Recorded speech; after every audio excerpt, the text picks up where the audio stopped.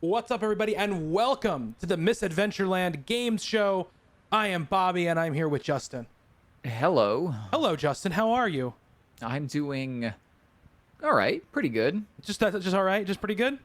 Yeah, it's been a long day. I was up really early in the morning with my son. Okay. We had a bit of a scare. Oh yes. 4:30 in the morning. We have a very small upstairs hallway. It's very narrow, and Yes. so I've been since there. I've been living in this house for 3 years, every night I put a gate above the stairs. To it's not like a sturdy gate or anything. It's like literally just like a foldable wooden gate. So if the kids come out in the dark, they'll hit the gate and then hopefully stop. Oh. So when Jorah came out of his bedroom at 4:30 in this morning, I heard like a bang. And let me tell you, I went from sleeping to bursting out of my door because I thought he fell down the stairs Oh God. in one movement, like one movement from a laid down position up. Poor little guy was running a fever, vomiting, bad headache, and we leave for Disney in 3 weeks. So I was pretty concerned of what he had, but apparently all tests were negative today. We thought he had maybe strep, but Yeah. that was negative too. So it's been a long day. Yeah. Yeah. Wow. That sucks. Poor guy. He's fine now. I He's know. totally fine now. He's a kid. They He's a bounce kid. back. They bounce back real fast. Yeah. This kid, it's so strange because I'm looking at him like, oh, you got strep. I've seen these symptoms on you before. Like, this is clearly what you have. And then by like 2 o'clock, he calls me up on Angela's phone. He's like, I got Taco Bell. I'm eating this Taco Bell, and I'm like, you're fine. Yeah. Maybe he just had a bug or something. Maybe. I'm staring. The people at home can't see it because of the crop, but I'm staring at that jar of peanuts behind you, on your table behind you. You hear me eating them I do. every night. I do. Yeah, so we're here to do a games podcast. I'm excited. I'm pumped. We are got a lot of stuff to talk about. We've been playing a lot of games, and a lot of game news has happened in a few weeks since we last did one of these. We were gonna do it last week, but the amount of Marvel stuff just precluded us from doing it. So Yeah. now we're here. We're doing this. We're here to talk about it. So yeah, so let's start out, Justin, with some of the news stuff. Let's start with EA Play Live because it just happened today when we're doing this live over at Twitch TV/Misadventureland. I wouldn't say there were really any major surprises. I would say, since some of the bigger stuff had already leaked or been talked about in some way. But I think still an interesting show nonetheless. So Justin, how did the show? I didn't get to watch the whole thing because I was watching my son. I got to watch parts of it. So how did this thing kick off? What was the first announcement? So the first thing they were talking about, what they have, I was going to say Austin Walker, but they had Xavier Woods hosting this Yes, thing. they did. And they talked about racing stuff first, a lot of Codemaster stuff. So they are releasing Grid Legends, which is, a racing game. A racing game. Yeah, they own Codemasters, like you said. So Yeah, starting it off with a banger. I mean, all those games look fantastic. It's just Yeah. I know racing's not really either one of our fortes. no. So yeah, that's what they started with, and then from there it got. They just talked about a few more things after that. They talked about Apex Legends, Right. The new legend. the new Legend Seer. Apex is very good at doing those. Backstory trailers for new characters and making those really cool cinematics that they do at the start of every season. Yeah. And Seer looks like a cool character. You and I haven't played Apex in a month because, like I mentioned yesterday, we're in a bit of a mini Andy renaissance. We are, yes, which we'll speak about when we talk about the games that we've been playing. Yes.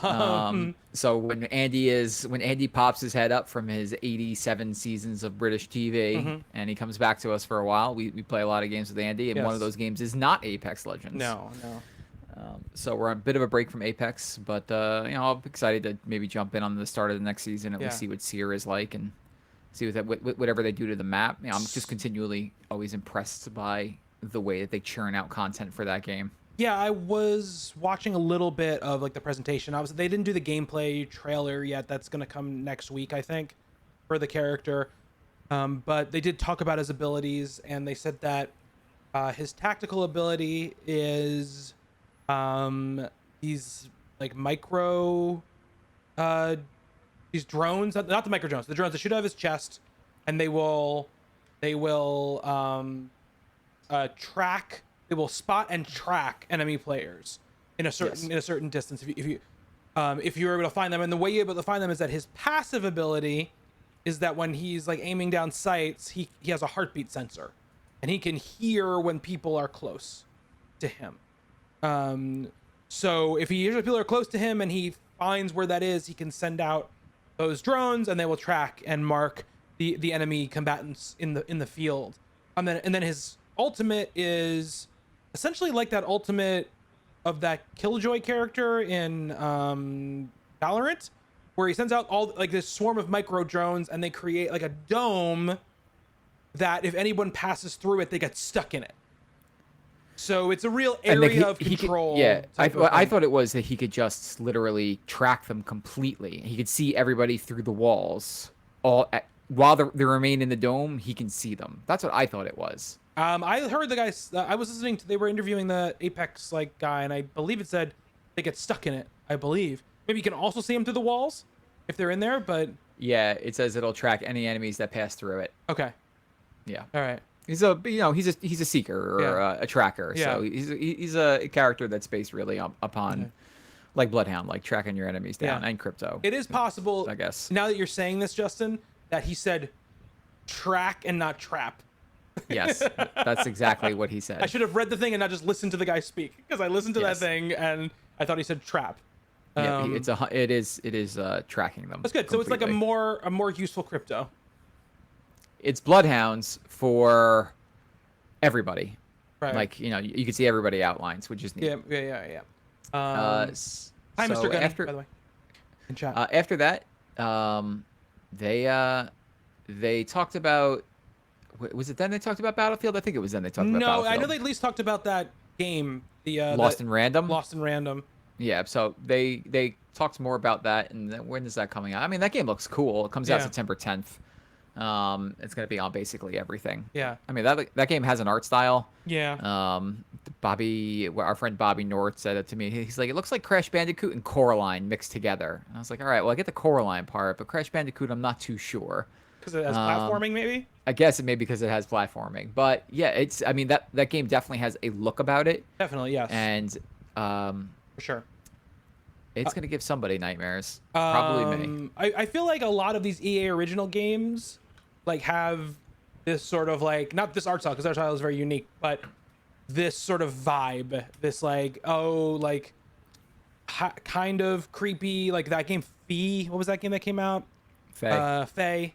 Like this, even like what's it called? It Takes Two. Takes Two. Like they all have like a particular thing. I'm obviously not Unravel, which is very, very cute. And then they mentioned another EA original game. Oh, they talked about Knockout City for some like new content new season for Knockout City. And this was the point where I believe Andy texted us and said, "How long is this thing?" Yeah. And I said in the chat, I said, EA's presentation is always like 80% of stuff that we already know about, that we know is coming or is even out, because they just don't publish that many games right now. You know, so there's only so much they can talk about. But then they got to the good stuff. Mm-hmm. And so they talked about Battlefield 2042 and the modes that will be in that game. Yeah. So we already know about the regular Battlefield modes. The standard multiplayer, whether that's Conquest or Domination or whatever, that's going to be in the game. But there was two other modes that they had mentioned previously, and one of them is called Hazard Mode. I think it was Hazard Mode. They have not talked about that yet. But there was a third mode that was being hinted at for a while, and Dice LA became, what was it, Ripple Effect Studios? Effects, And they had said like maybe like a month ago, "Hi, we're Ripple Effect Studios. We're formerly Dice LA." I think, is that the studio Zampella's working at? That's the studio that Vince Zampella, who founded Respawn and also founded Infinity Ward way back in the day, went to sort of like shepherd and like sort of get off the ground and sort of institute like institute the way that Respawn makes games at another studio, essentially, because EA loves the way that Respawn makes games, and they especially love the results of the way Respawn make games. Apex has been hugely successful for them, so has Jedi Fallen Order, and we're going to see. We're in a couple minutes. We're going to talk about another game that exists probably because of how well Jedi Fallen Order has done. But yeah, go ahead, Justin. So they showed what this mode is, and it's called it was a Battlefield Portal. Mm-hmm. And months ago, or when Battlefield 2042 was being like teased heavily. Yeah. You know, you had talked to me about these like these things that you were hearing about the game. Mm-hmm. You know, about like maybe something about maybe like ripples in time. Yeah, and time I travel was or like, something, you know, yeah. we had like just had this like just geeky conversation Mm-hmm. where like, how awesome would it be if you're fighting and like part of the fight you're using 24 like, you know, like World War II weapons, and part of the fight you're using more futuristic weapons. Yeah.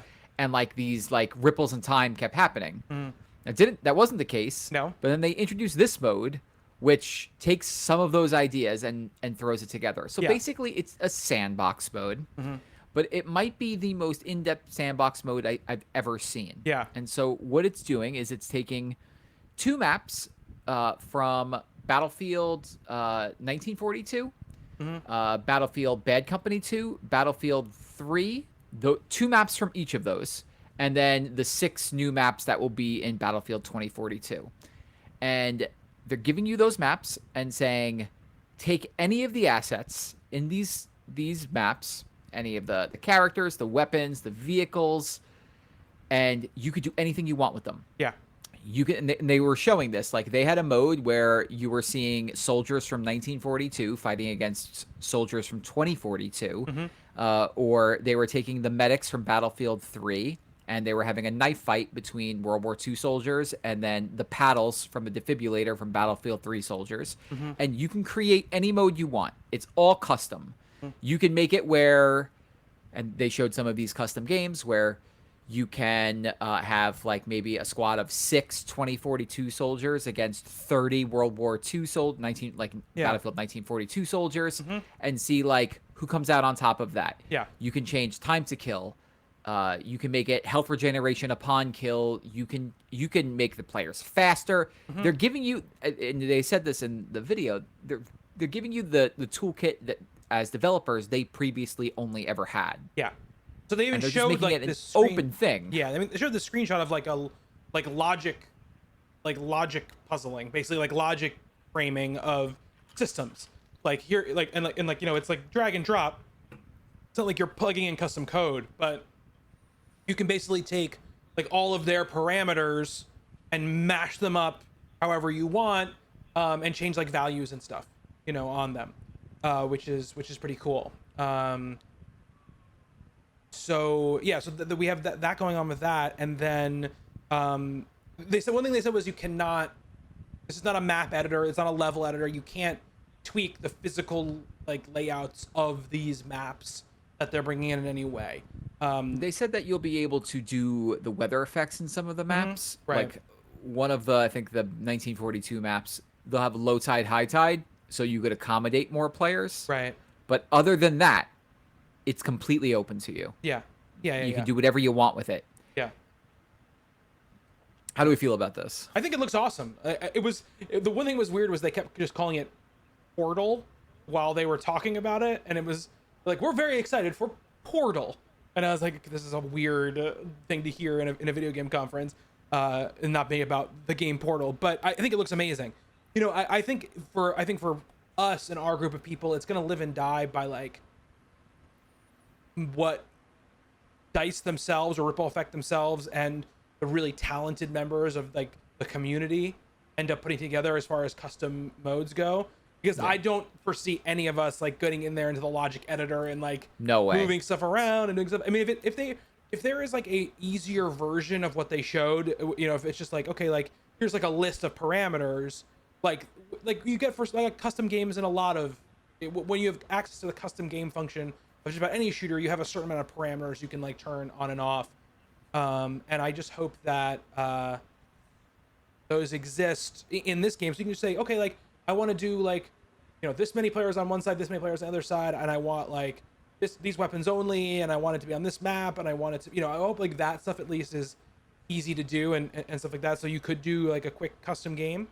But yeah, no, it looks great. It looks awesome, and it definitely helps too with the longevity, most likely, of the game, because they can, while they're making new content, there is constant content being generated, by other people.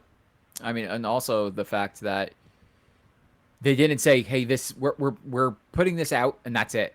They were talking about adding more to this as time goes on. So we could see, perhaps we see maps from Battlefield 2, Battlefield 5, Battlefield 1, who knows? Like where they can bring those assets into the game, those weapons into the game. Like, it reminded me in a small way of like when Mario Maker 2 came out, right? And we were like, okay, like what are they going to add to this thing? And they're like, now you can make entire games. Like you can't just make you don't have to just make levels. You can do all this other stuff. And so like having that new life breathed into the thing, like I think this is going to do tremendously well for them.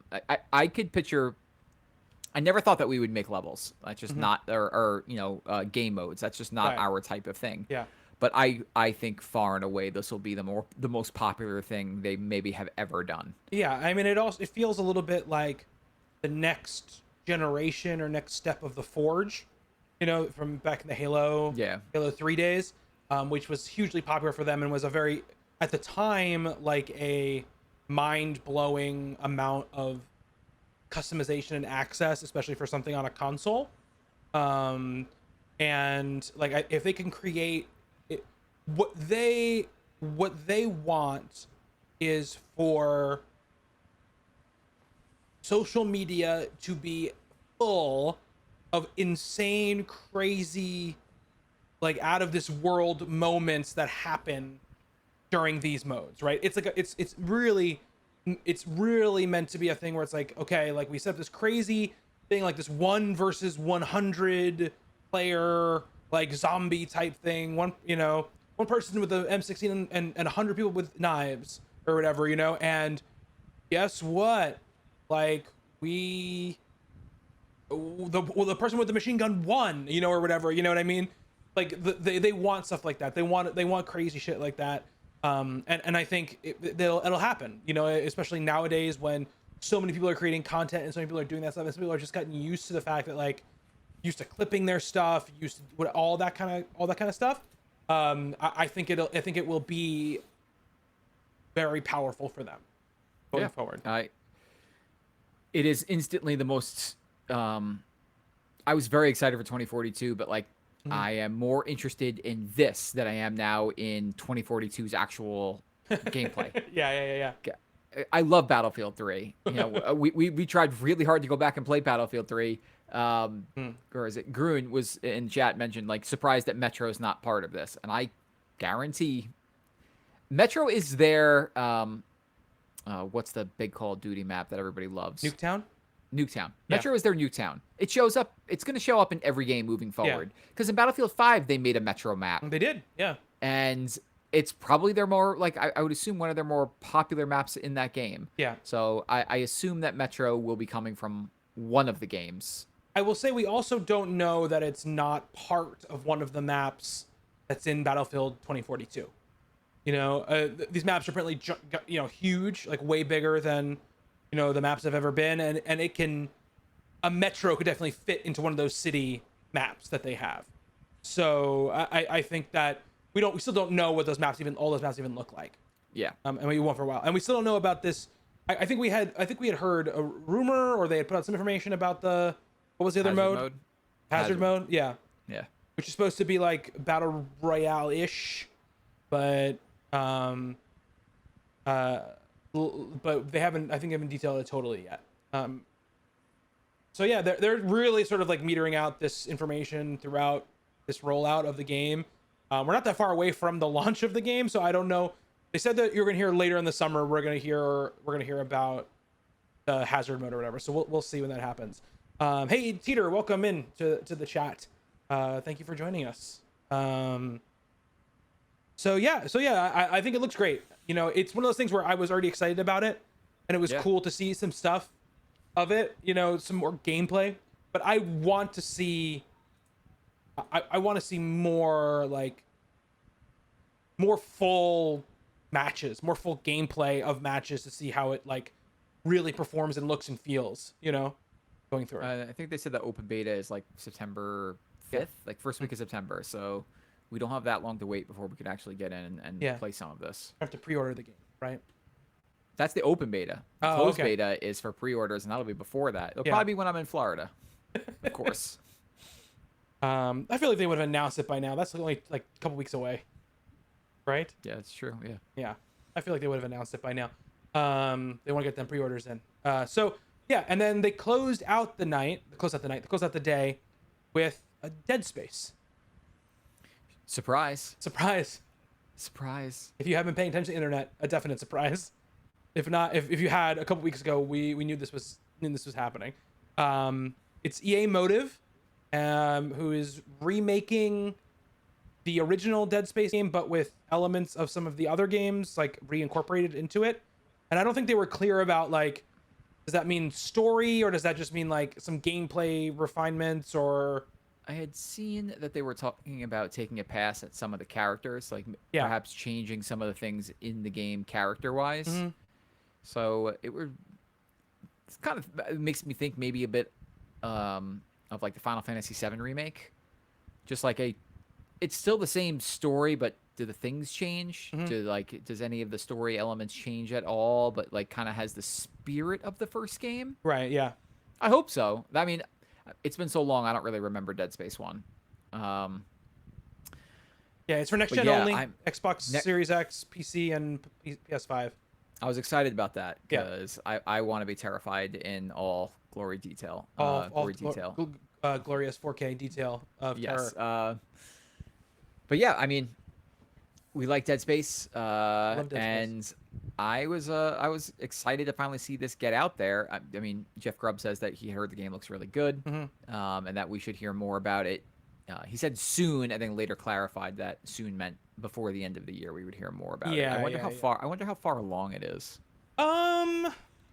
My guess is if they're showing it today, that it's maybe a holiday next year thing. That would be my guess. Makes sense.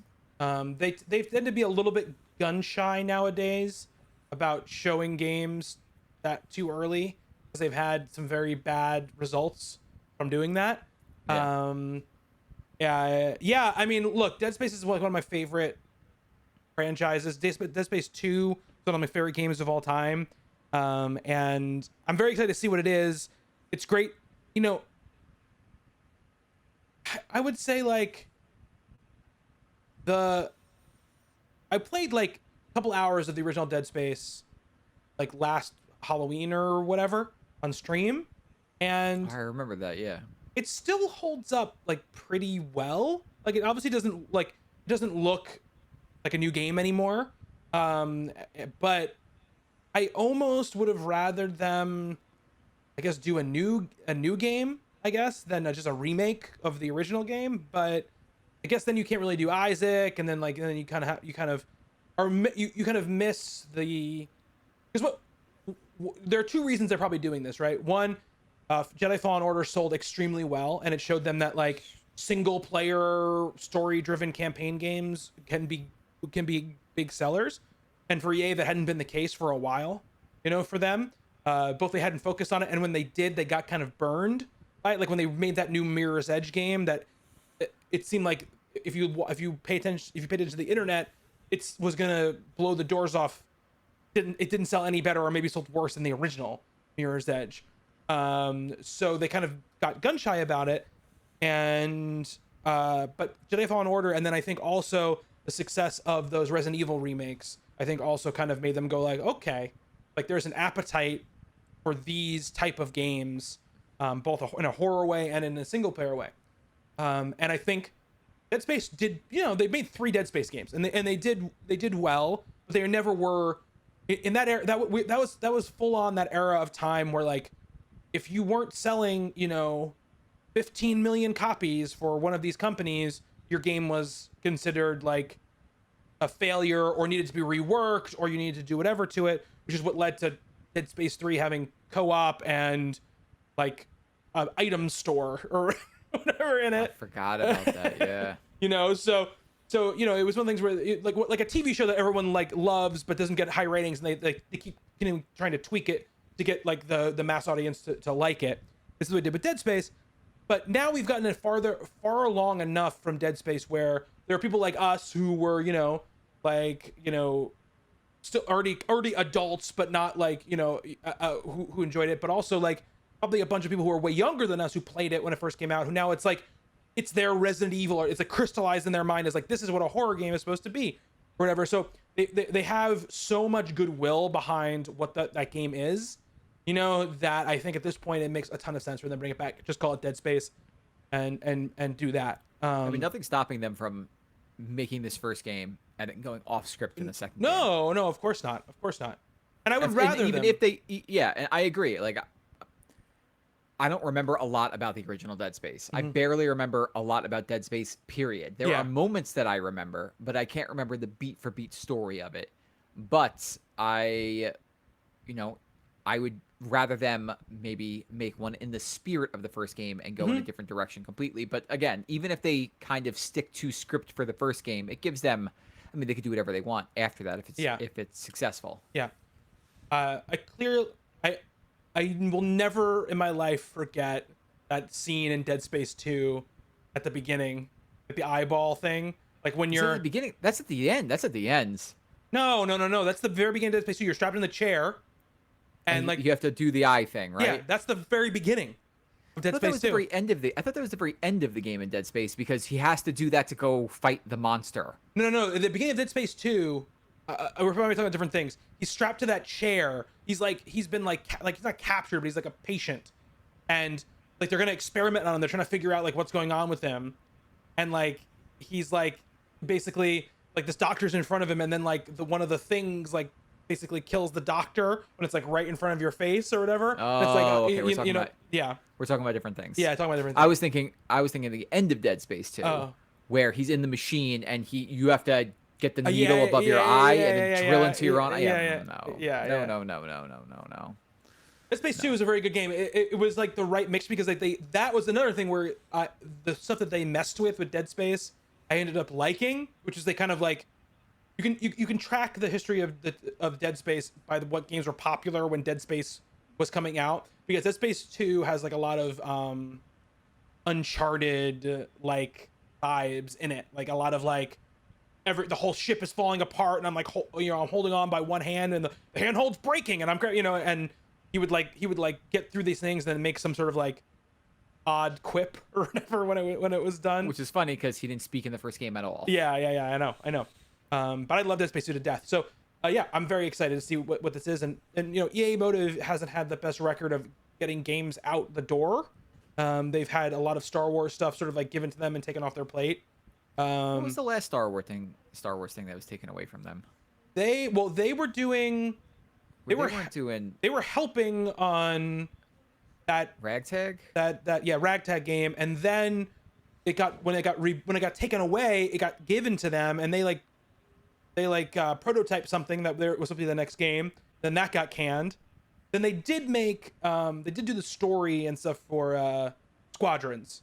Okay. I don't know if they might have been full dev on Squadrons. I don't want to speak out of turn on that one, but so they're now doing this. And we'll see. We had a question actually from Grun in our Discord asking, what other EA title from the PS3 era would you like to see return as a remake?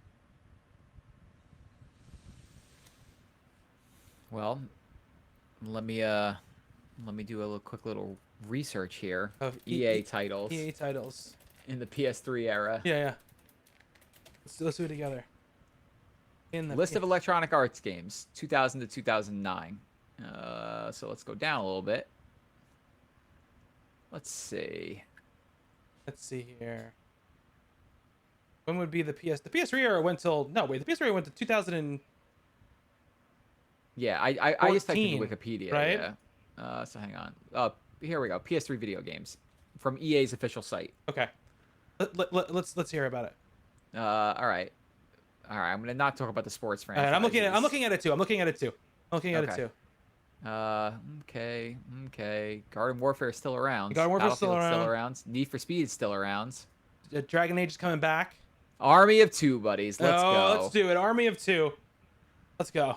I would have always said Dead. I would have always said Dead Space. Yeah, Dead Space would but always have been the one. They're doing that. Okay. They're doing that. Bejeweled, obviously. What about Shank, Justin? I was actually, you know what? I could see Syndicate come back. Syndicate come I back. wouldn't mind Oh, you them know what the taking answer to this is? Burnout. SSX. Burnout. Burnout would be. The SX is not an EA franchise. That is a. I am on Electronic Arts page, and SSX is right SSX. here. I thought you said Deus Ex. No, not Deus Ex. Yes, SSX as well would also be great. SSX. Burnout for sure. Now I want to know what else they had. I'm looking through here.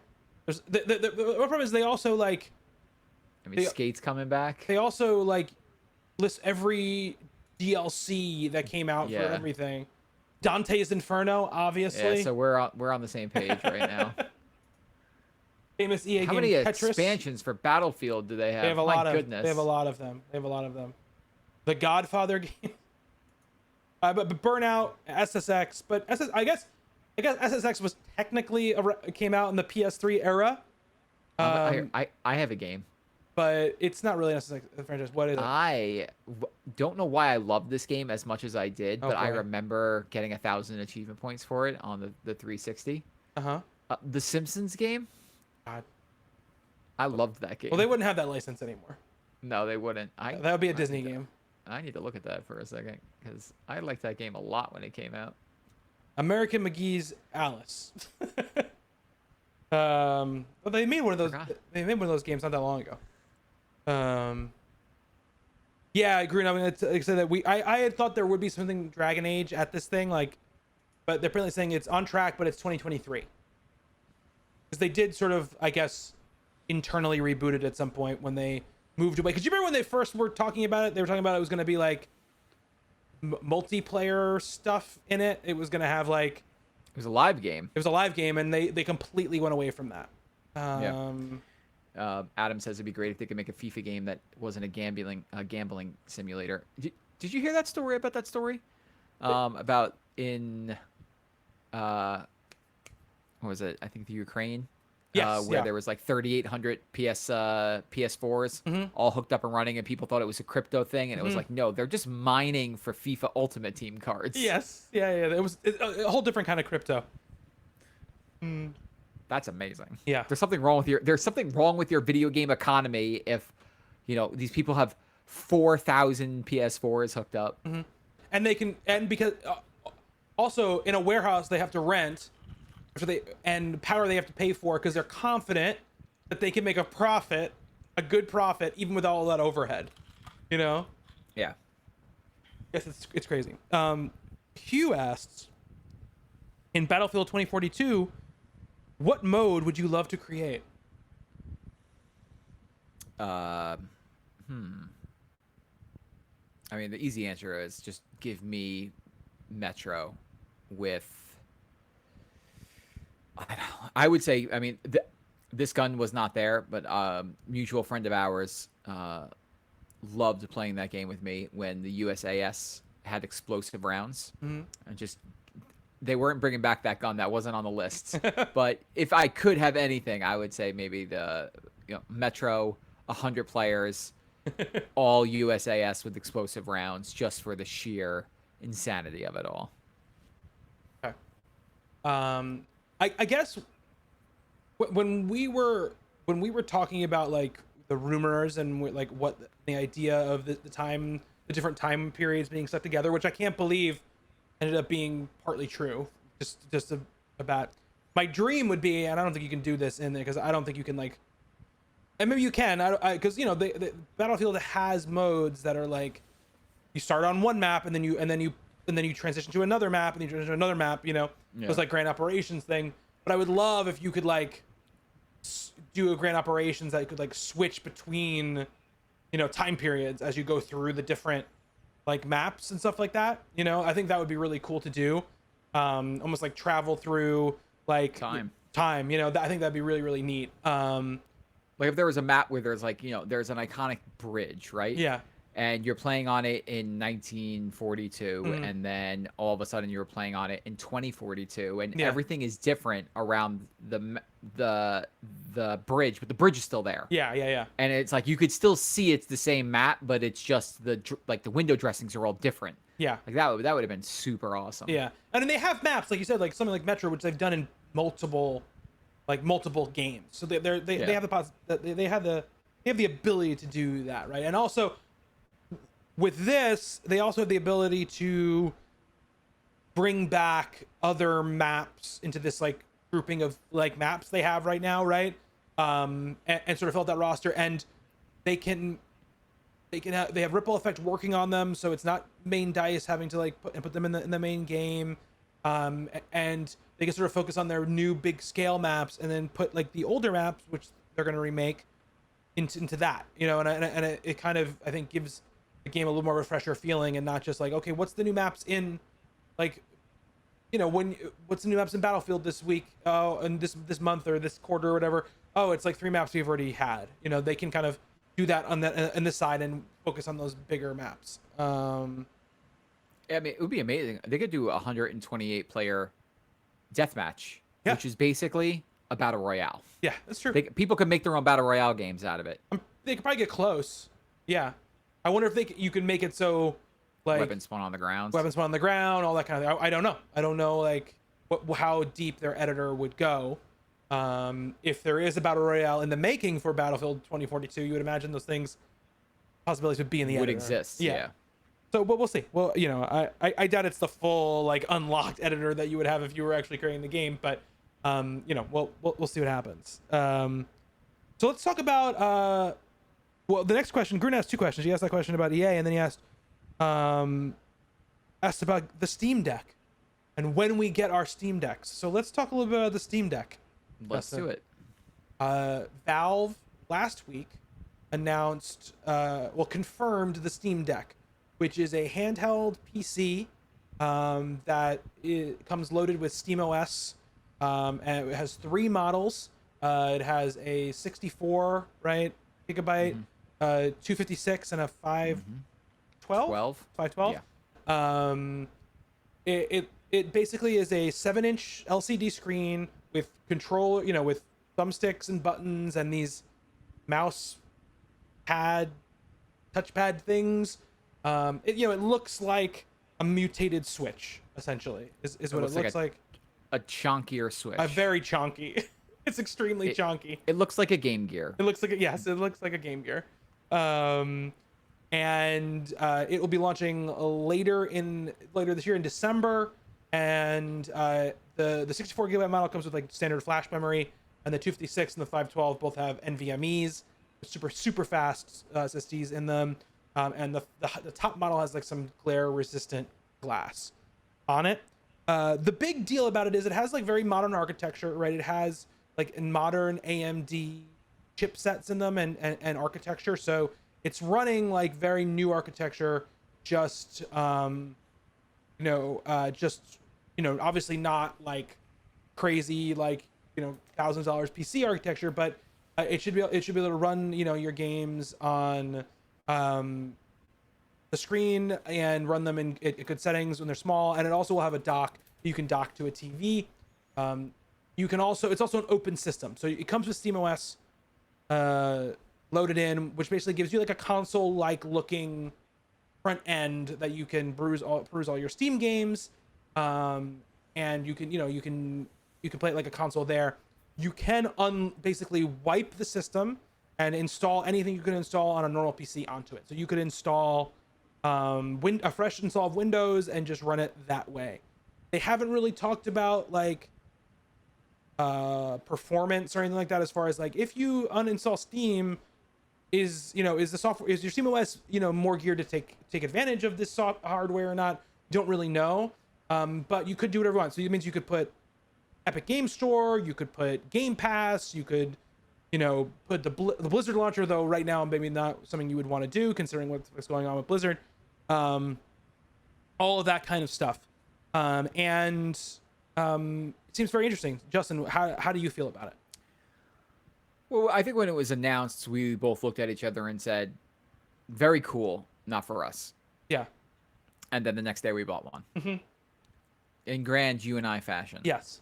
So, it's new tech, so I'm instantly interested in owning it because, of course, I am.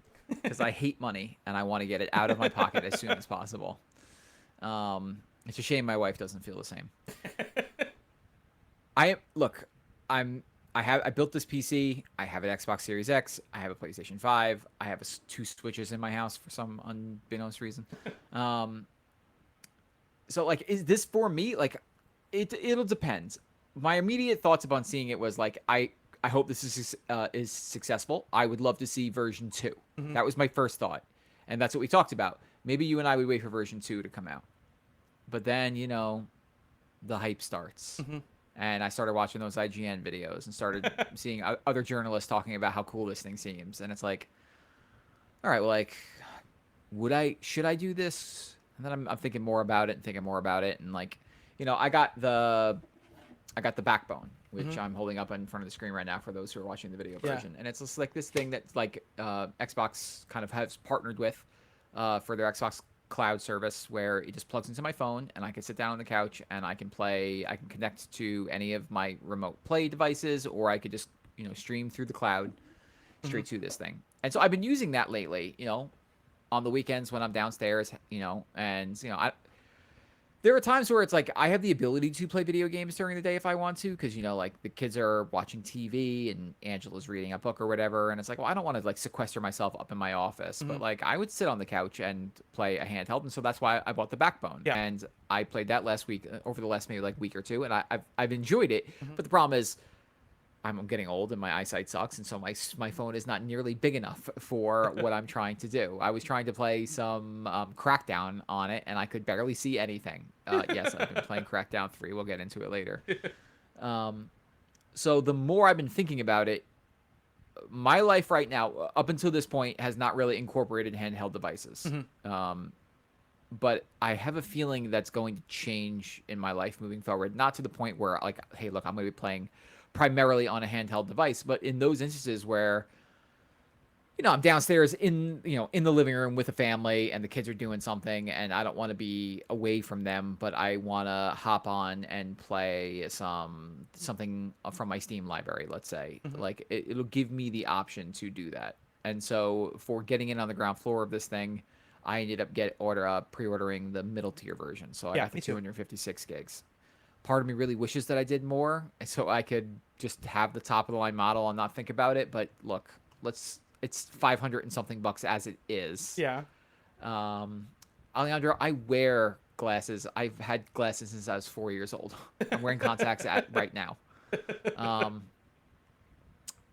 Those screens are just not big enough when you're playing video games on them, and you're trying to see what freaking gun you're holding. Yeah, I'm excited about it. I was like, look, I'm just going to put my pre-order in and just see what happens. Like, if I decide, they had said, like, after 30 days, before 30 days, you can get your $5 back. After 30 days, if you want to get your money back, we'll just convert it to Steam credit, which obviously I would use anyway. So it's like, no harm, no foul if I put this $5 in. But again, the more that I read and heard about this thing and listened to other people talk about it, it's like, I'm just going to get this thing and I'm going to see what it does. And if it's not something that I like or whatever, at least I gave it the shot. It's not like you're dropping, thousands of dollars on a gaming laptop, which I can like move around the house or whatever. It's something that could still fit in your hands, go on vacation, bring it with you. It's not like it's obscenely heavy or big or bulky where it can't fit into a backpack if I'm going on a trip or something. So yeah, I messaged you and said, I did a dumb thing. And I sent you a picture of my reservation. And I was expecting to get, the usual, I don't know. And then you said, I said, I also did a dumb thing. Well, you were trying to do a dumb thing. I'm trying to do a dumb thing. Steam fought me for a little bit, but then it gave in. It gave in and let me do the dumb thing. Yeah. So,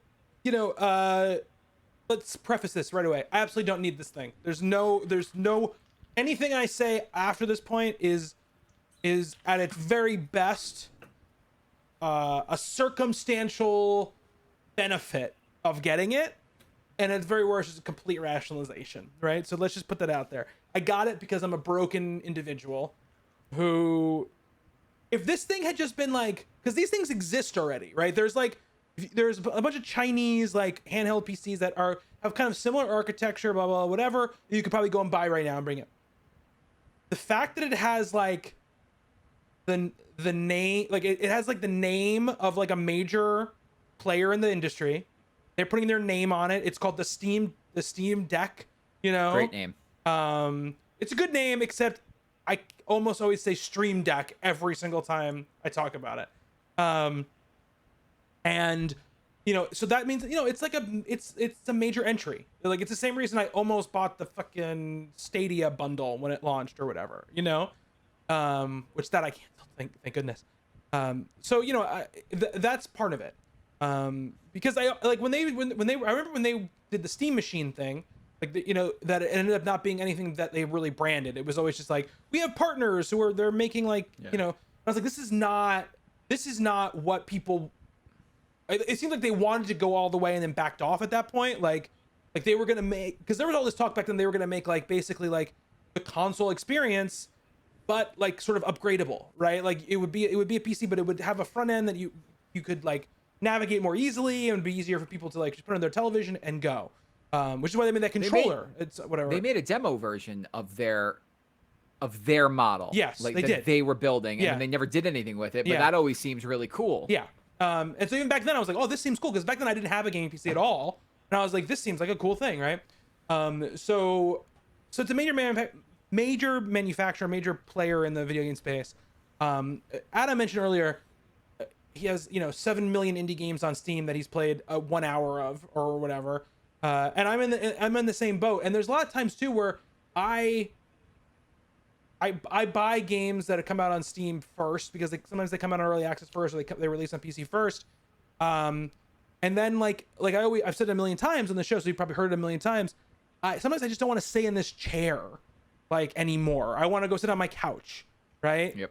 And so I'm like, okay, like it's why like I played a good amount of Hades. If Hades had been out on the PlayStation or the Xbox when it launched, I would have played probably double the amount of time I put into Hades. I probably would have put into it if it had been there. So I just want to sit in the chair, but I want to play these games, and I want to have the option of playing them the best they can possibly look. But I don't always, like, sometimes I just want to sit on my couch, right? So that's two. The other thing is that when we years ago now, when I had our last apartment before we had to move in with my parents, and then we have our new place now, my gaming PC wasn't in an office. It was underneath it was by the TV. And my wife and I used to play PC games all the time.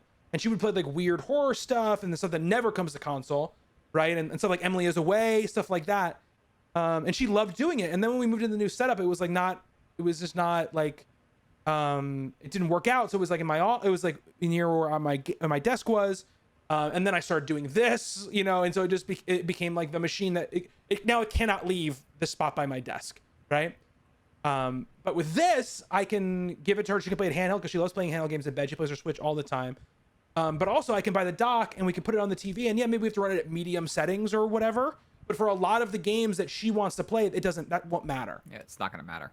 And there are things like AMD is developing that super resolution thing, which if you don't know what it is, it's basically like I don't think it is AI, because that's what DLSS is. It's like this procedure that can take like a 720 image and up-res it, like without using the power it would take your computer to output something at 1080 or 4K. It's a way to get to higher resolutions at higher frame rates. Basically, it's already in some games. It was in that Lego game that we played, and it's in some other stuff as well. And I think using that, you're going to be able to play stuff at 1080 or 4K off this thing, and you're not going to lose that much, right? So that's like those are the reasons how I used to rationalize me purchasing it. The other thing I can do is like, it's $5 now. What I'm going to start doing is I'm going to start like buying Steam gift cards over the next couple months, just like filling up my Steam wallet with money, so that when it eventually comes time to buy it, it's not going to be as big of a hit. Yeah, that's what I'm going to do as well. So Ange basically asked me, "What do you want for your anniversary?" And I was like, Steam cards." So yeah, I mean that's part of it. That's the reason why. It's because I can play a bunch of games that I already own that I don't play as much as I should because I don't like sitting at this desk sometimes. And also, hopefully, it'll help. It'll give my wife some access to the games again that she hasn't had because now I bogart this thing in here. I think we had a question about whether or not we were gonna mess around with the OS. Yeah. What do you? So What do you? I think I know the answer. mean, I don't think I know the answer for you, Justin. I'm tempted because I would really love to have Game Pass up and running on this thing. It's just another library for me to do it. So you know how what's going to happen is you're going to do it first, and then I'm going to bring mine to you. Yeah, I and was be gonna like, say. okay, now do it to mine. Yeah, I was gonna say. Yeah, I want to do it. So here's the thing: we still have we still have at least till December, until this thing launches. I want to see if Game Pass, if Microsoft puts like an app basically on Steam, like EA did with EA Play. They did an EA Play app, so basically you can access all your EA Play stuff through Steam. I want to see if Microsoft does a similar thing with Steam, because I think as much as it's a Steam, it's not Microsoft, it's a competitor to Microsoft or whatever. Microsoft is in the business of selling subscriptions to their service, and if this device can get into more people's hands, like, great, that they're gonna want it. If they can say like, look, you can play all of these games on the go on this console, on this handheld thing, I don't think they care that they didn't make it. Yeah. And if they have to give Steam a small, Yeah. a cut of that or whatever, Yeah. it's just it's the ability to get more people, Yeah. who might not own a PC, to be like, oh well, I could do the Ultimate now because I can play the PC games and the console, like Yeah. and because if they install Windows 10 on there, it's like it just like the Xbox is part of the dashboard. Yeah. Well, that's on Windows 11. Windows excuse me. 11, which will by the time this comes out, that'll be out. It'll be out. Green had said somewhere that he expects that there will be a little performance hit by scrubbing the OS and installing Windows. I think I'm gonna wait to see until what people say when they do it, because there'll be people who do it days minus 15 or whatever. Like somebody's gonna do it. That's the only reason I would do it. The only reason I would scrub and get rid of SteamOS. It's not like I need this thing to be a portable PC for me. The only reason I would do it is just to get to Game Pass. I mean, it'd be nice to be able to access Epic Games Store as well. I have stuff on there. It'd be nice to access all the stores. So wait till Digital Foundry does their like breakdown of like performance on it. No, I'm saying before replacing the OS and stuff like that. When they actually because I don't think they have test hardware yet. They had to like go off of like the specs of it. Yeah. Because IGN I think is the only one who's really got their hands on it so far, or has published any coverage of it.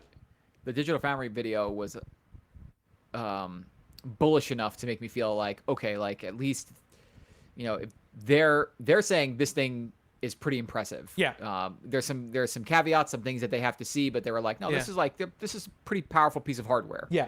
I mean, the battery life is obviously going to be a thing.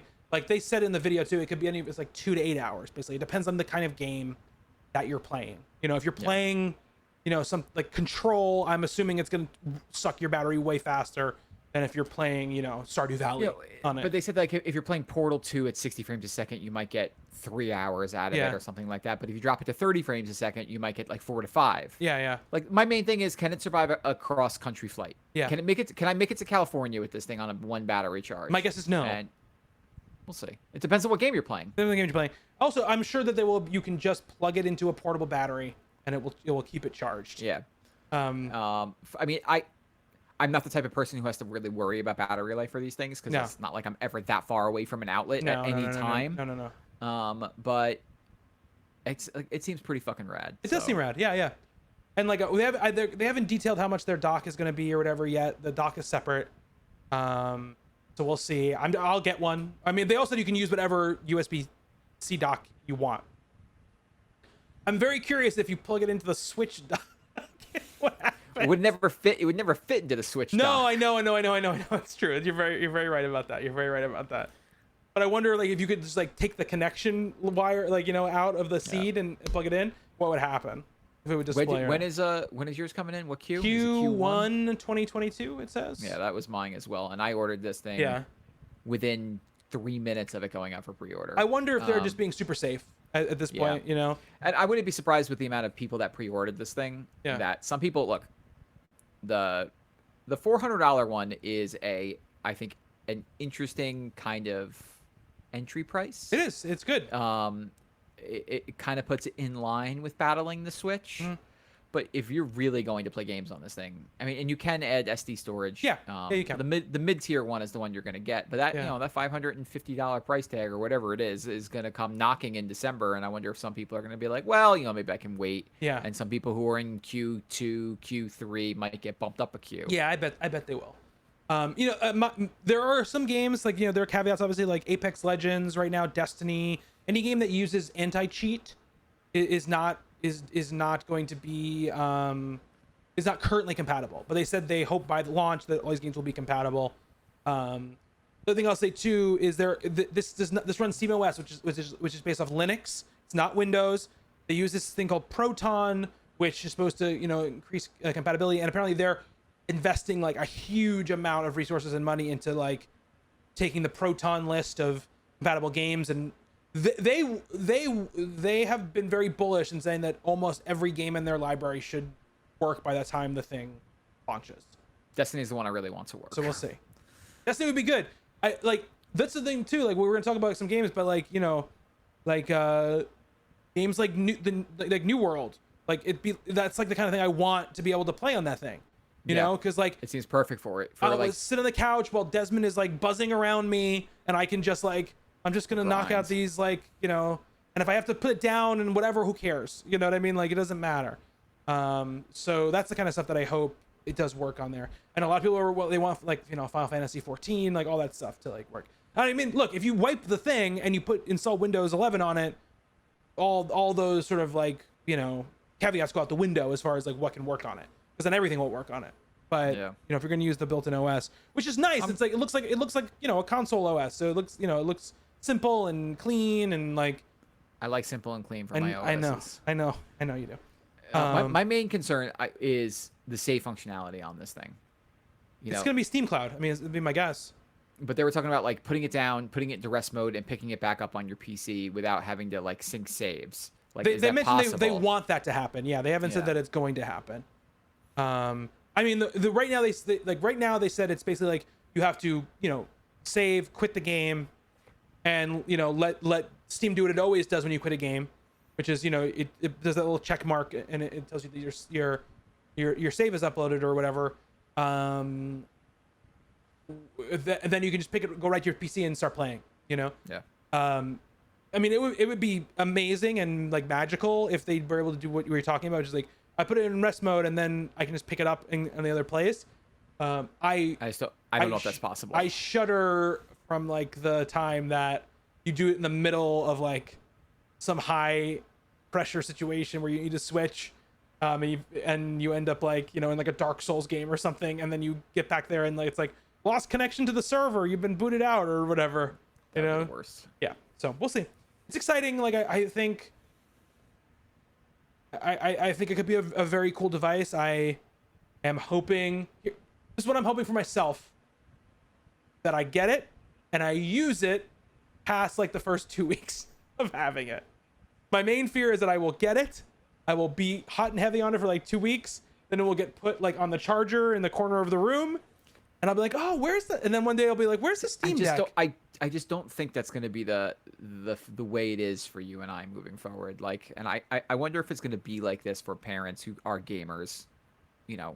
Now that they have the option to do this thing, it's like, if you're there and you're watching your kid, but you can't walk away from your child and go sit into a different room, play a video game, even if the child is completely occupied. Like for me, that this becomes a more like a bigger solution where it's like like I can continue to like I'm not gonna play like the games that I'm really like in love with playing like and I want to see on like a big screen TV, but like for the games like like you mentioned, like the New World, like or Destiny or something like that. If they can get Destiny up and running, it's like let me knock out my dailies. Let me just do these like or let me take a run in a roguelike where it's like if I die, it doesn't matter. But I'm sitting here, I'm relaxing, I'm doing something that I enjoy, and I'm still within the I'm with the rest of the family. Yeah, absolutely. It's your, it's your version of reading a book or whatever. Yeah, absolutely. Yeah, totally. And I totally, that I agree with you with, I hope that it ends up being that, for me. But I also do remember, like, it's going to end up being like a video game device, like any video game device I own, which is sometimes I'm going to be playing it a lot and sometimes I'm not going to be playing it at all. And that's the truth of everything that's under that television right now. So what I'm really excited about, crossing over to the devices that I have that I love that I haven't used in a while. Now that I have my new apartment and like a big living room that I can walk around in, I can start really using my Oculus like more. Yeah.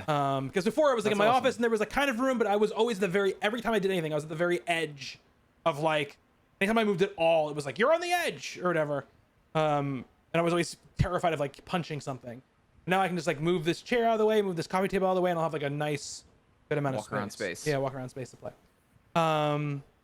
So that's the Steam Deck. We'll see how it goes. We'll see when more impressions start coming out. I'm interested to talk about it and to see what happens. But what have we been playing now, Justin? Well, there's one big game that you and I have completed. That's and true. There's a couple.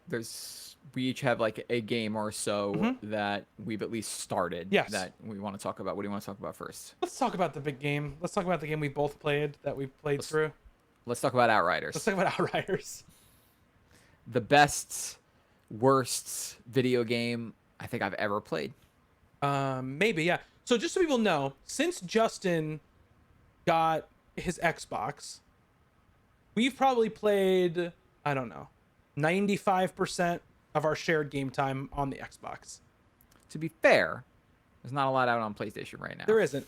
To be fair, but there are some of the games, like we all could have played Battlefield 5 on the PlayStation if we wanted to. It was like free. We all have it, but we played it on an Xbox. Here's why I don't think we did though.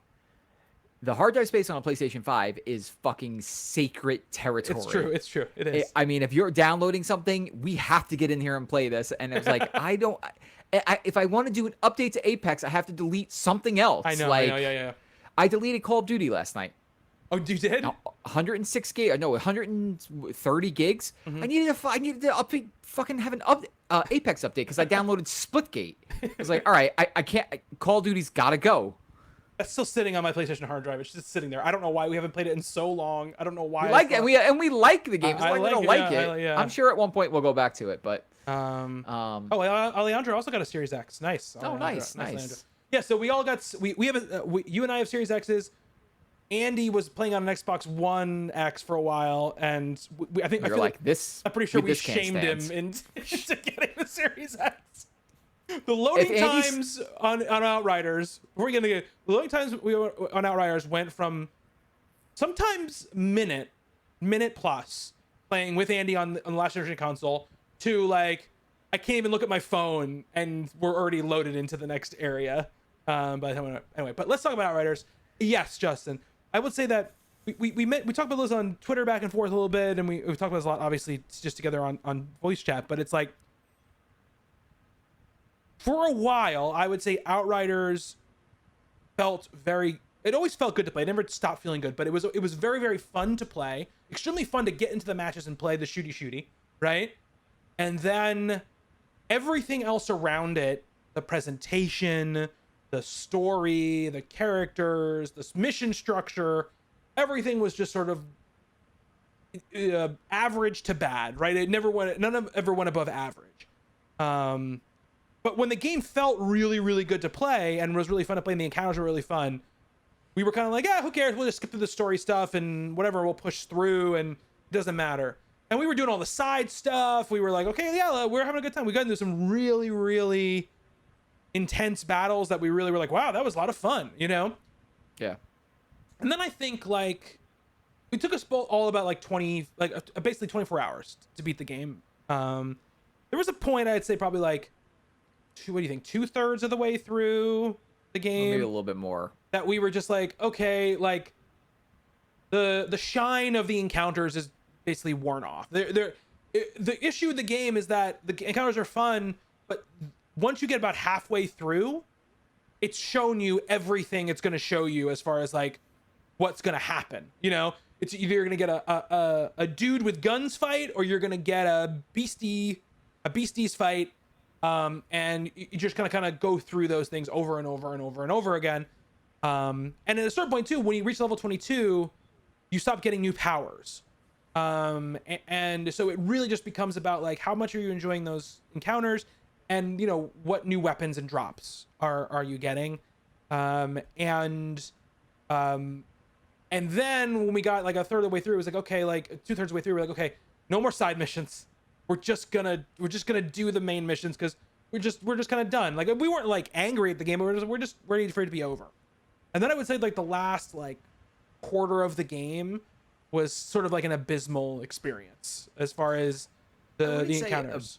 I wouldn't say abysmal. Yeah. We were very done. We were very done. I think the game has some neat things going for it. Yeah. The shooting, I thought the shooting felt pretty good for a third-person shooter. Yeah, definitely. The powers were fun. Mm-hmm. And I thought the crafting system where you would get abilities and mods, and you could dismantle guns or armor and take those mods and put them on other things. Like, that was all good and fine. Yeah. Like, I enjoyed that part of it. You could really make your build however you want it. You could.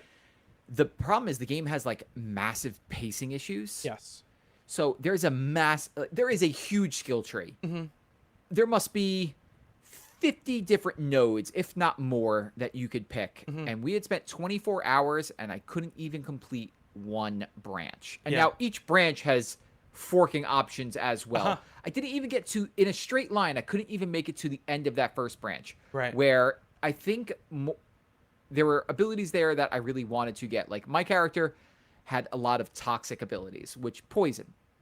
But like right near the end of that thing was if you pick this node, you'll do X amount more percentage damage with toxic abilities. And like, cool. Now I'll just build my entire character around these toxic skills. And you have like 6 or 7 different skills that you could pick. You know, you could have a turret, you could have a different type of turret, you could have bullets that turn this ability that turns your bullets into toxic bullets. Mm-hmm. And you could really, I was impressed by this part. You could pick a class and really make that class your own. Yeah. And I thought that was pretty cool. Mm-hmm. But the problem is they don't dole out those skill points enough to make the tree. And then you're getting, at the end of the game, look, I love combat. I thought the combat was fine, but there was so much of it. Like, you were basically just going from room to room of enemies that were extremely difficult to kill. Now, what it does is, like the Division, it allows you to ramp up the world tier for better rewards. Yeah. And so we were on world tier 10, and we were cruising, like, Yeah. no problem. And we got to a boss fight, and it was just like, well, this is impossible. Yeah. Like, we are just not we're not equipped enough for this. So we had to drop the world tier. We dropped it back down to 9. I think we beat it on the next run. Yeah, we did. It was a little tight, but we beat it. We bumped the world tier back up and then got right back to 11 all over again. And from there, we went all the way to the end of the game. Yeah. Where we fought the last boss. Just a lot of fights over and over again. Forget about the last boss. It was that fight. Oh, it was the fight before the last boss. Before the last boss. That was really the thing where I was just like, okay, like, Yeah. I don't know what this game thinks it is, but this is just not even. It's not even about the difficulty level. It was about the design of the encounter. There was no design to the encounter. It was just you have an arena of space. Let's just toss as many enemies as we possibly can into this arena, and now go. Like, and that was it. Like, that was just it. There was no flow to the battle. There was no, none of that. It was just sort of like, and then it introduced a new mechanic, which was like these orbs that the boss would throw out that would do damage to you. It's the first time I've ever seen it in the game. It was not explained in any way by the game. It was not like you have to destroy these orbs. All of a sudden, it also in this fight or the fight before this, enemies started being able to heal each other and heal themselves. It just was like, it just started like throwing this stuff at us in a way that was just, it felt like, you said, the pacing was just crazy off. It was like, these are the mechanics that you sort of like introduce along the way, and you build them to make the encounters get more and more progressively difficult and more complicated, leading to like a crescendo of like, here is all of the things you need to do in this game in one fight. Like that's how good end games and boss fights are built. And this was just not that at all. And I mean, Bobby knows this from playing with me. I prefer to play games on harder difficulties. Yes. I think the oh my god, I can't believe we just did that. Like barely hanging on. Like to me, when we're playing a co-op shooter, I love those experiences. Where it's like, fuck, I don't know how we lived through that. That was tense as hell, but that was a lot of fun. I would prefer that 1,000 times over. We just steamrolled these enemies and moved on. Yeah, no, absolutely. When we got to this boss fight, the game also has the most aggressive AI I've ever seen. It's crazy. There was no room to think, breathe, move. It was just basically dodge, roll, dodge, roll, dodge, roll until you just eventually get beat down by a huge mob while this boss is raining fire on you. Yeah. There was no like, well, if we look, I will always say this. Let's take another run at it and see if we can figure it out. And sometimes I'm right. Yeah. I was not right on this one. There was really nothing to figure out. It was just a weird DPS check that up until that point, we had no problem with any enemies in the game. No. None whatsoever. Yeah, when we got to these two kind of like checkpoints here, it was like, this is weird. Nothing has prepared us for this fight. Yeah. Like usually there's like one or two mini boss characters out there which are really going to take your attention and you're going to have to focus your fire. You can't focus your fire when there's 9 of them. Yeah, exactly. Yes. And it felt like there was 9 in the fight with the boss and nothing else. No ads, because for the characters that Bobby and Andy were playing, you have to be able to kill something to heal yourself. Yeah, yeah. You can't kill, like, and that's what fodder enemies are for. Yeah. Like, if there were fodder enemies in that fight, maybe we could have gotten through it. Absolutely. But I was the only character who could heal, and that thing is on a cooldown. Yeah, yeah. And we just couldn't do it. And so we ended up dropping the difficulty to just get past that fight, and we did it on the next run. Like, the difficulty of world tiers from, I think it was like 11 back down to 10 was like ridiculous. Like, we had like, no problem with it after that point. We get all the way to the last boss. We're just done at this point. Yeah.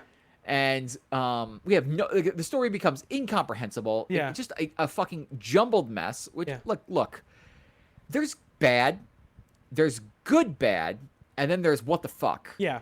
And this story incorporated all of those. It There was did. one moment where you're like, there were moments where we actually laughed out loud in this game because it was the good bad. Yeah. You know, we're you know the scene in Wonder Woman when Diana's going across no man's lands.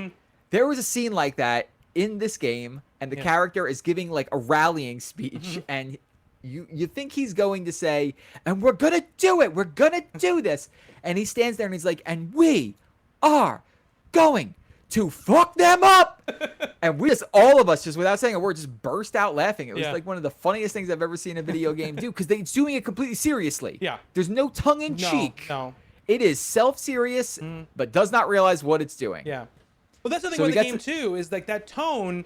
Also, it's self-serious sometimes, and other times it feels like it is like being like, this like, isn't this funny? Like I'm winking at you. There's times where the main character is like, I'm very conscious of your plight and feel very bad for you, and other times where she's like, fuck you, old man, and she shoots somebody in the head for no reason.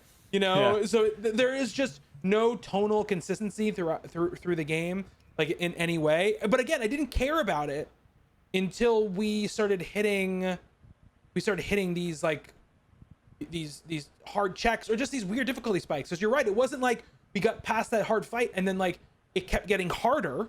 It was like we breezed through it again. You know, I do think, like you said, the systems are interesting at times. Like there is like, I think there are ways you could make it better. Like the game is very focused on you modding your guns. Modding your guns and and your armor and like you said, building your build. Like, okay, like I'm gonna use these abilities, so I'm gonna put these mods on my things that increase these abilities. And also like I'm gonna use, like, I'm an up close fighter, so here's a mod that gives me bonus to up close. And here's one that says like, okay, like the more enemies that are around me, the more my health pool goes up. Because my character was a very like get in there, fight, and escape kind of character.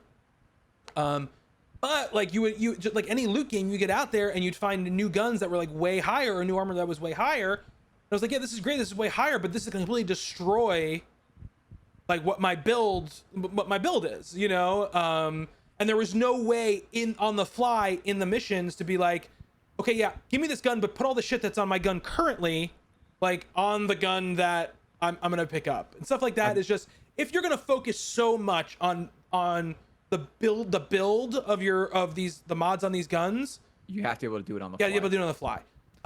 Let's not even talk about the fact that if you wanted to travel somewhere, you had to travel. Oh, God. First of, you might have to go through a weird cutscene where your character jumps over something, then hits a load, then travel to a midpoint, get there, and then travel again. Yeah, There wasn't just like warp back to base. yeah, no, It was always warp back to a base, then to another base. yeah, yeah. The design choices in this game were just fucking wild. It was wild. So, like I said, it was on Game Pass. So, we got to play it for included in our subscription, and for that it was fun. Like we had a good time. I think we had a good 15, 16 hours of it were like Yeah. a lot of fun. And then like I said, the last third was a little bit of a drag. Karun asks, what's next on the menu for us? We're currently playing State of Decay 2. We started it. I don't know if it's gonna survive, but we're gonna try it out. Yeah, Because the Next Lander folks are playing it, so Justin was like, "Hey, we should try to play State of Decay 2." It's always been something I've been interested in. Yeah. We've talked about playing that game for the last couple of years. Yes, we and have. It's like, all right, like I said, we're in an Andy renaissance. I We know are. he's listening to this. So Yeah. it's like, what might grab Andy's attention to keep him with us for longer? We're gonna So finish that's what we're doing. the DLC for Remnant from the Ashes. That we're gonna do as well. But yeah, State of Decay.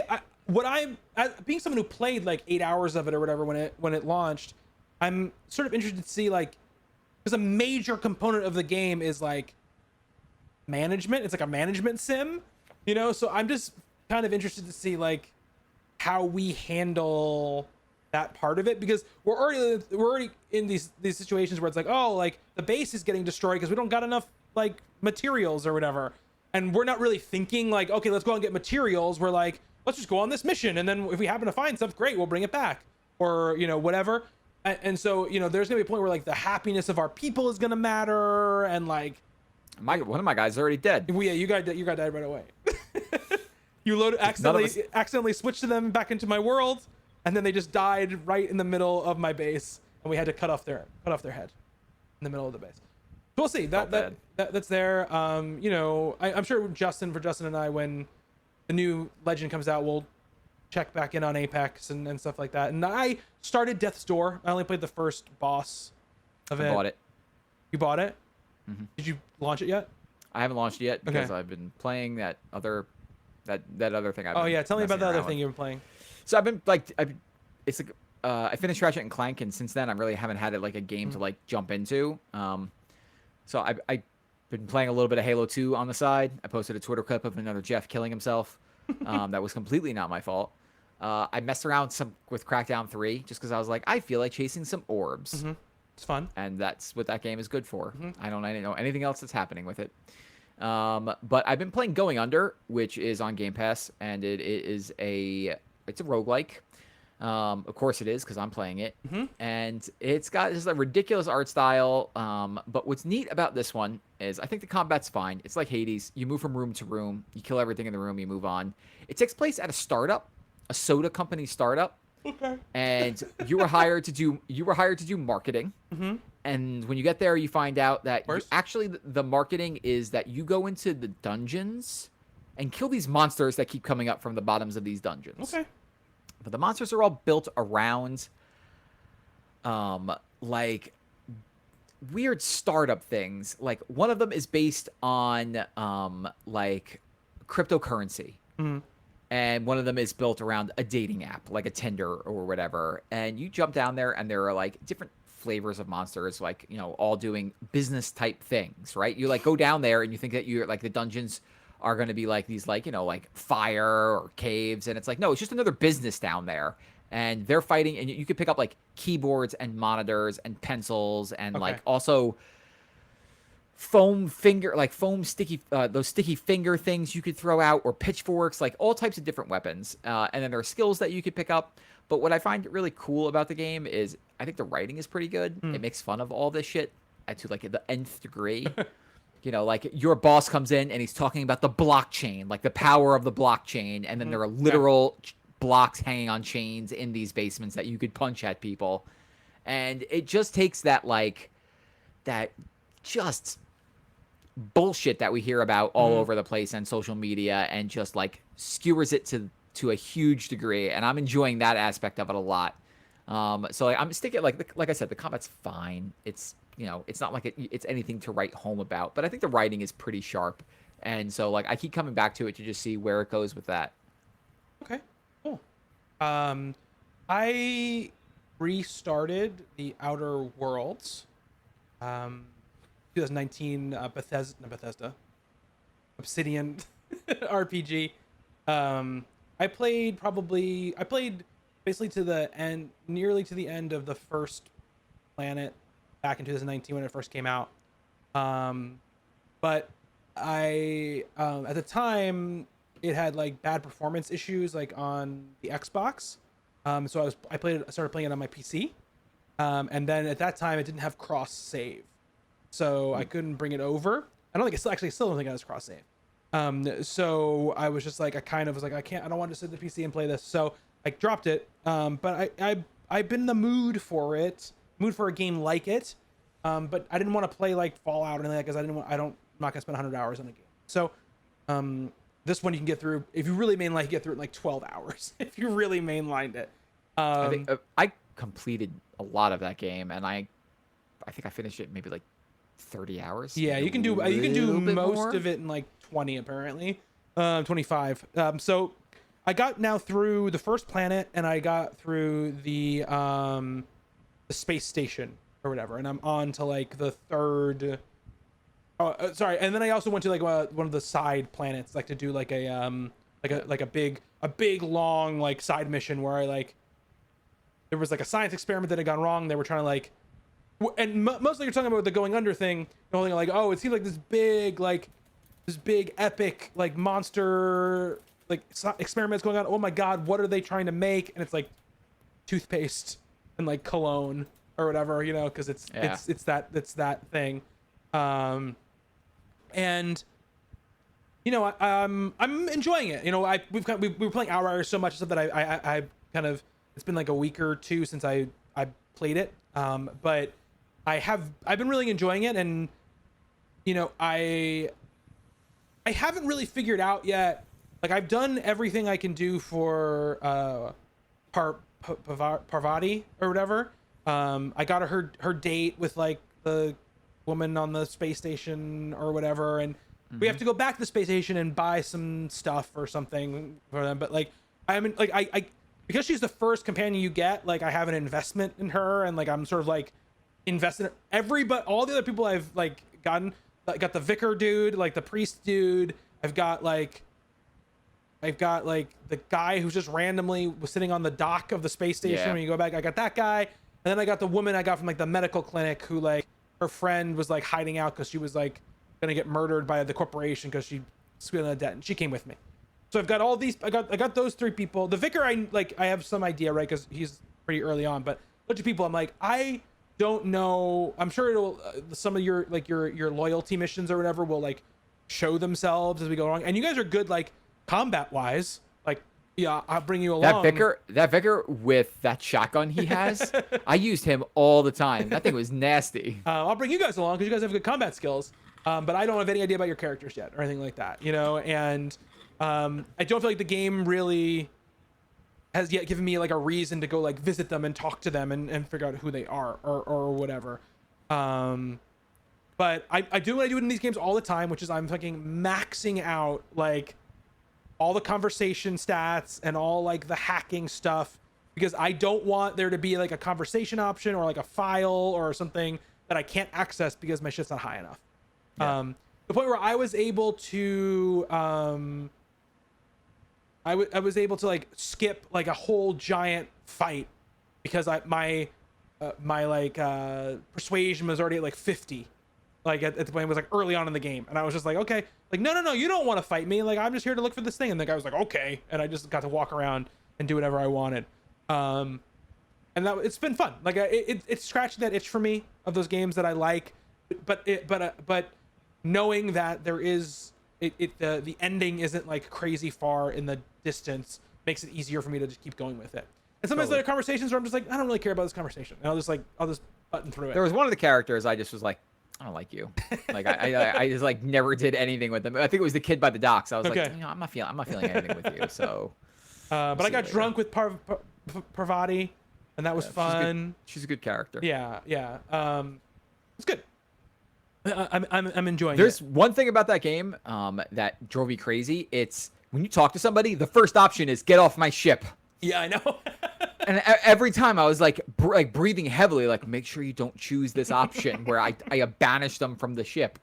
I don't know why that was like front and center. I'm assuming they would give you like a confirmation screen I after never wanted that. to find out. I'm surprised it's not. I mean, it runs good and everything on the Series X, but it doesn't have like a Series X version yet. And I'm surprised that because it's a Microsoft, like basically at this point, first party game, it doesn't have a Series X version. But yeah, but I've been playing that and enjoying it quite a bit. Also, keep going with Cuphead. Beat the effing dragon. Yeah. Beat that dragon. You got it. You're gonna beat that game now. Hopefully, I had to do the genie on easy because I just wanted to unlock the next island, so I didn't have just the genie to fight. Because I beat the oh man, that Isle 2 is fucking hard, man. Isle 3 is worse. I don't know. Like I've seen a lot of Isle 3. Like some of the bosses in Isle 2, man, are like, oof. There was one boss in Isle 3 that I was like, this is where the game stops. And I think I told you that when I was playing it. I was like, I cannot get anywhere. I can't even get past the first phase of this guy. Do you remember which one it was? Yeah, it's a flying one. The flying one. There's a flying one where you're fighting. I think you're fighting a robot. Oh yeah, Dr. Call's robot. Yeah, that guy that is the sucked. apparently I know so much about Cuphead now, Justin, because of my son. Like apparently that is like the notorious like boss fight from the game. Yeah, that's the one. That's the one that made me bang my head against the wall a lot. And when I beat it, my knees were shaking. The genie is I hate the genie. I hate the genie so much. I think I've only ever beaten the genie. I beat the genie on my PC save, but I think I beat him with you that time we played it for Extra Life. Which just made it when it was harder too. Yeah. So I beat it then. So that's one sitting there. I almost beat Captain Briny Beard. I'm very close. That's a good fight. It's a good fight. It's a fun fight. It's a great game. It's a really, really good game. And maybe because they're gonna put that DLC out next year, and I'm gonna be like ready for it. I'm gonna be like, all right, my Cuphead muscles are ready to go for this. But I told Des today, I was like, Des, we played it for a while, and I beat whatever, and I was like, I can't do this anymore, buddy. I just don't have like the mental like. And he was like, okay. He's like, you want to play Mario? I was like, absolutely. Let's do it. Let's play Mario. So yeah, I've been doing that as well. What else? Anything else for you, Justin? No, that's basically been it. That's it. Okay. Yeah. Oh, what did you think of Ratchet and Clank, by the way? Just quick. I liked it. You liked it? I will definitely talk more about that game at the end of the year, but Yeah. it's by far I think it's probably the best looking game I ever played, like hands down. It has I think one of my favorite levels I've ever played in a game. Oh wow. But it's there's one level in there that I really really enjoyed, and we'll talk about that at the end of the year. But I like the way it wrapped up. I thought maybe it was a little bit too long. Interesting. But still, I enjoyed playing it. And I thought it was a great experience. Okay. I finished Lego Builder's Journey, by the way, as well, since we last podcasted. That game is good. Yeah, I finished that too. It's a good game. All right, so I think that's it for what we have to talk about this week. We'll be back next week for another podcast. I'm not sure what it will be about. It'll be a mystery. It's a mystery. I don't think we have any comic book stuff coming out before next week, right? No, we don't, because What If doesn't start till the 11th. Yeah, in August 11th. And then when are you gone? I am gone the 12th. The 12th. Okay. maybe I'll get Mark on here to talk about the premiere of What If that week. Yeah. You can get Mark on. And so maybe we'll be back with a more game podcast next week. We have some games we're looking to play and get into. So I bought that Death's Door game. You can talk more about the New World. I've been playing New World. Yeah, I only played like 3 hours of it so far of the beta. It's the new MMO from Amazon Studios actually, and I'm trying to give an MMO an honest shot for the first time really ever. I enjoyed what I played so far. I think my main thing, which I'm coming with, which I like, is that it's real time combat. It's, you know, hit this button to swing the sword and hit this button to block, and then there's a heavy attack and a light attack, and then you do have abilities, but you know, it makes me think that it's going to come to